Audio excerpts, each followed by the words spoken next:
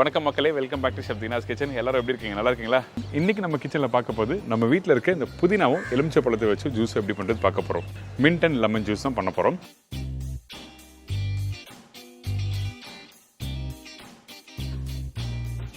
இதோட தர்பூசணி ஜூஸ்,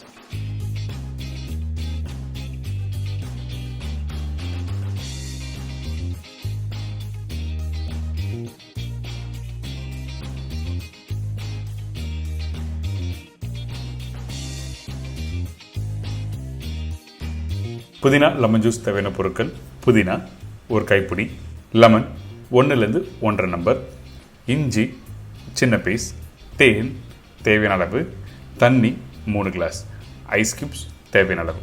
இதாங்க இந்த ப்ரிப்பரேஷன் தேவையான பொருட்கள்.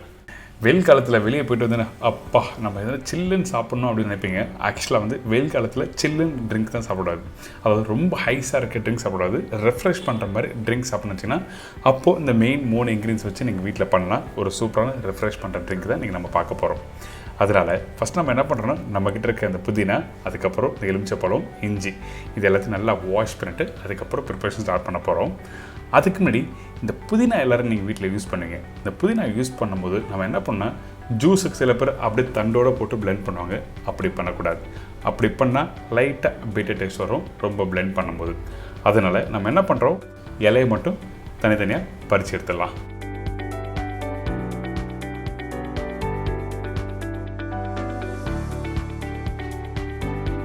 ஸோ இந்த மாதிரி மேலோட்டமாக இருக்க அந்த இலையை மட்டும் எடுத்துகிட்டு அதுக்கப்புறம் காம்பை யூஸ் பண்ண வேண்டாம்.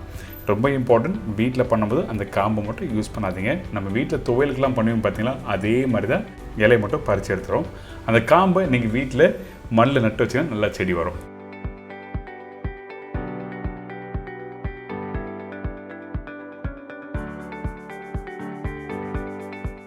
அடுத்தது இஞ்சி.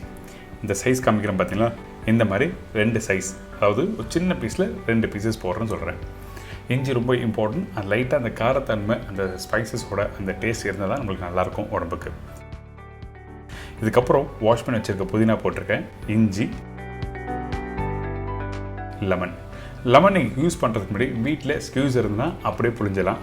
அப்படி இல்லைன்னா நல்லா கையிலே நல்லா உருட்டி எடுத்துகிட்டு அதுக்கப்புறம் இந்த மாதிரி புளிஞ்சிங்கன்னா உங்களுக்கு ஜூஸ் நல்லா சீக்கிரமாக வரும்.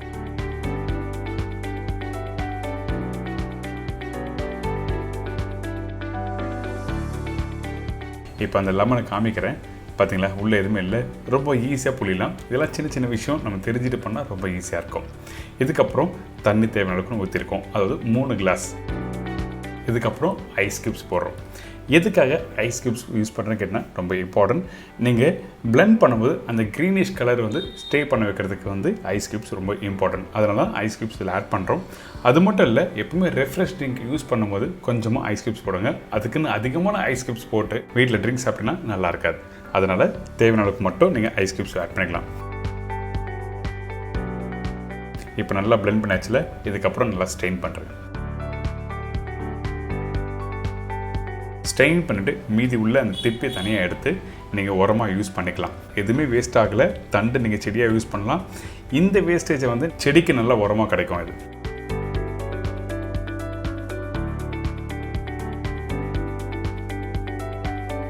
இதுக்கப்புறம் இந்த ஜூஸை எப்படி சேவ் பண்ணுறதுன்னு சொல்கிறேன். ஒரு சின்ன கிளாஸில் ஐஸ் கியூப்ஸ் போடுங்க. அதுக்கப்புறம் தேன், இனிப்பு தன்மைக்கு தேவையான அளவுக்கு நீங்கள் தேன் ஊற்றிட்டு அதுக்கப்புறம் ரெடி பண்ணி வச்சுருக்க இந்த ஜூஸை கரெக்டாக இதில் சேவ் பண்ணுங்கள்.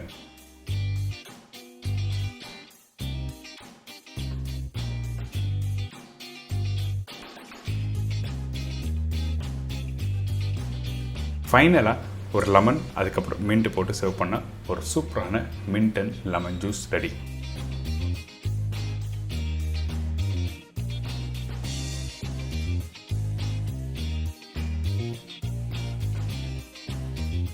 இது தொடர்ந்து தர்பூசணி ஜூஸ்.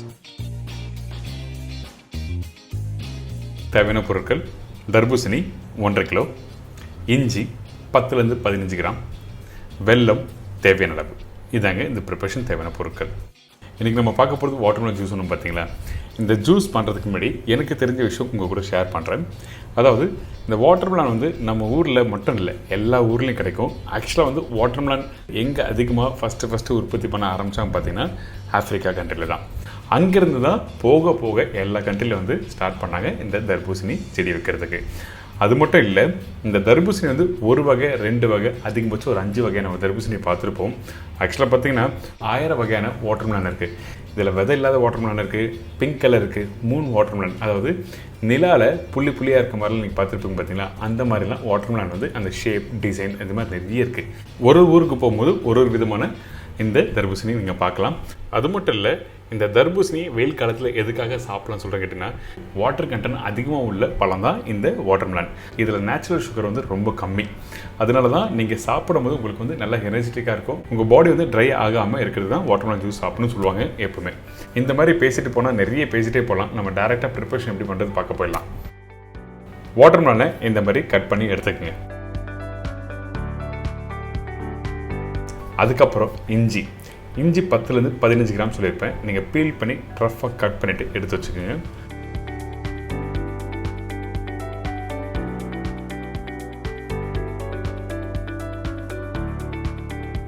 அதுக்கப்புறம் இந்த வெல்லம் டைரெக்டாக வந்து ஜூஸ் பிளெண்ட் பண்ணும்போது நீங்கள் போட்டு அப்படியே ஜூஸ் ரெடி பண்ணலாம்.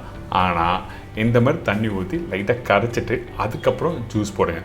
ஏன் கேட்டினா இதில் மண் இருக்கும் பார்த்தீங்களா, அந்த மண்ணை எல்லாத்தையும் க்ளீன் பண்ணிவிட்டு அதுக்கப்புறம் தான் பண்ணணும்னு சொல்கிறேன். அதே டைமில் ரொம்ப நேரம் குக் பண்ண வேண்டியதில்லை, லைட்டாக மெல்ட் ஆனால் மட்டும் போதும்.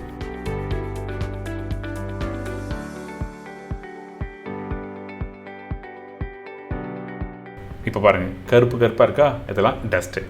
அந்த டஸ்ட்டை நல்லா க்ளீன் பண்ணிவிட்டு அதுக்கப்புறம் தான் யூஸ் பண்ணணும் வெல்லத்தை.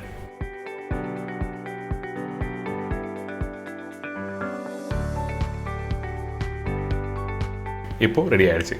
அடுத்தது கட் பண்ணி வச்சுருக்க இந்த தர்பூசணியை மிக்ஸி ஜாரில் போட்டிருக்கோம்.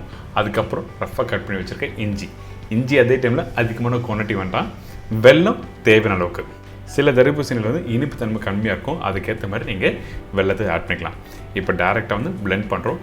தண்ணி ஊற்றாமல் அப்படியே அரைக்கும் போது என்ன ஆகும் கேட்டிங்கன்னா, இந்த உள்ளே இருக்க விதை இருக்குது பார்த்தீங்களா, கண்டினியூ அரைச்சா அந்த விதையும் அரைஞ்சிரும். அதனால் எவ்ரி 5 செகண்ட் வந்து நீங்கள் ஆஃப் பண்ணி ஆன் பண்ணுங்கள். அப்போ தான் உங்களுக்கு வந்து அந்த விதை வந்து ஒன்றும் பாதி அரைஞ்சி நீங்கள் ஸ்டெயின் பண்ணும்போது கரெக்டாக ஜூஸ் கிடைக்கும்.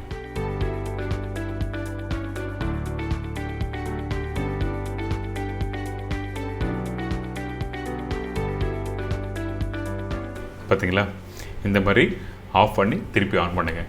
இந்த மாதிரி எத்தனை வாட்டி பண்ணலாம் கேட்டிங்கன்னா, ஒரு 30 செகண்ட், அதாவது 25லேருந்து 30 செகண்ட் அளவுக்கு நீங்கள் ஆஃப் பண்ணி ஆன் பண்ணிங்கன்னா உங்களுக்கு வந்து கரெக்டாக ஜூஸ் பிளெண்ட் ஆகிடும்.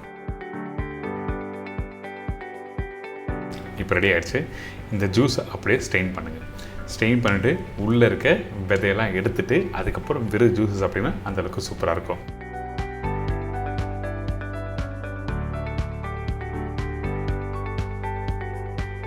இதில் சில பேர் வந்து லெமன் ஜூஸும் ஆட் பண்ணுவாங்க.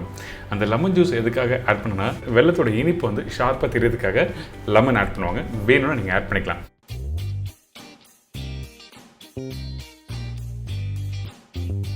இப்போ ஒரு அல்டிமேட்டான வாட்டர்மெலன் ஜூஸ் எப்படி பண்ணுறது சொல்லி கொடுத்துருக்கேன்.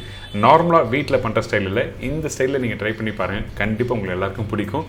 அது மட்டும் இல்லை, வெயில் காலத்தில் நல்ல ரெஃப்ரெஷ் பண்ணுற ஒரு ட்ரிங்க்கு தான் இது. என்ஜாய் பண்ணுங்கள்.